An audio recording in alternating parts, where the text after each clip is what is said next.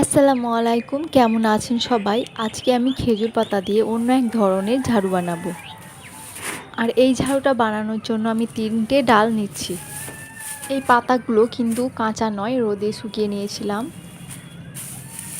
আগের যে ঝাড়ুটা বানিয়েছিলাম সেটা ডাল থেকে পাতা ছাড়িয়ে চিরিয়ে নিয়েছিলাম, আর এটা কিন্তু ডাল থেকেই চিরিয়ে নিচ্ছি। এই ঝাড়ুতে ডাল থেকে পাতা ছাড়ানোর কোনো প্রয়োজন নাই। আমি একটা সেলাই মেশিনের সূচ নিয়েছি, সেই সূচটাতেই কিন্তু আমি পাতা চিরিয়ে নিই, এতে পাতা চিরানো খুব ভালো হয়। দুটো ডাল আমি আগে থেকেই চিরিয়ে রেখেছি, আর এটাও চেরানো হয়ে গেছে, সামান্য একটু বাকি আছে, সেটাও চিরে নেব।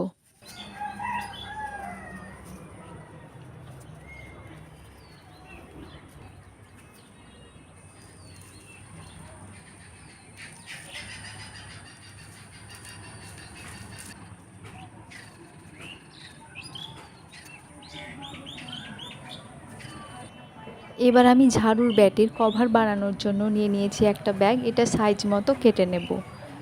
কেটে নেওয়ার পর সেলাই করে নেব। কভারটা সেলাই করার পর আমি উল্টে নিয়েছি, আর এরকমটা হয়েছে। কভারের 3 সাইড সেলাই করে নিয়েছি, আর একটাই ফাঁকা রয়েছে। এবার চিরিয়ে নেওয়া খেজুরের ডালটাকে মিডিল থেকে আমি ভেঙে নেব। বাকি দুটো ডালকেও আমি এইভাবে ভেঙে ডালগুলোকে চিরিয়ে রেখেছি। আর কিভাবে আমি চিরিয়েছি আপনাদেরকে দেখাবো। আমি একটা বঁটিতে এইভাবে চিড়ে নিয়েছি ডালকে 2 ভাগ করে। ডালগুলোকে এইভাবে চিড়ে নিলে ঝাড়ুটা কিন্তু একেবারে দোকানের মতোই হবে। ডালগুলো 2 ভাগ করা হয়ে গেছে বন্ধুরা। তো এবার আমি ডালগুলোকে সাজিয়ে নেব। এইভাবে ডালগুলোকে একটা একটা করে গুছিয়ে নেব। গুছানোটা যাতে সমান হয়, আর ডালগুলো যাতে সমানভাবে কাটা হয়। এতে ঝাড়ুটা সুন্দরও দেখাবে, আর ঝাড়ও ভালো হবে। এই ভিডিওটা আপনারা কে কে দেখছেন অবশ্যই কমেন্ট করে জানাবেন। আর আপনাদের কাছে রইল অনুরোধ আমার চ্যানেলটি সাবস্ক্রাইব করার জন্য। পাতাগুলো গুছিয়ে নেওয়া হয়ে গেলে গোড়াটাকে ভালো করে বেঁধে নেব।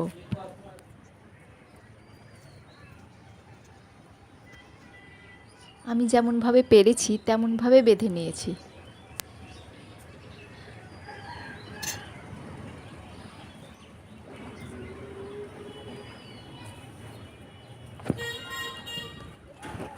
বেঁধে নেওয়ার পর ঝাড়ুটাকে এইভাবে ঝাঁকিয়ে নেব, আর তারপরে সামান্য জায়গা ছেড়ে আবারও দড়িতে বেঁধে নেব।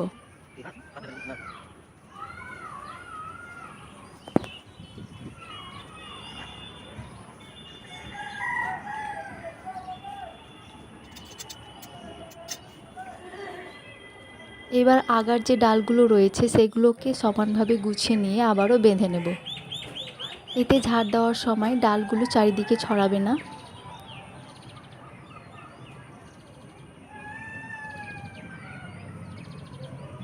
এবার ব্যাটের কভারটা লাগিয়ে নিচ্ছি, আর লাগিয়ে নেওয়ার পর খুব সুন্দর একটা ঝাড়ু তৈরি হয়ে যাবে। খুব অল্প সময়ে আর খুব সহজে একটা টিকসই ঝাড়ু তৈরি হয়ে গেল, তাই না?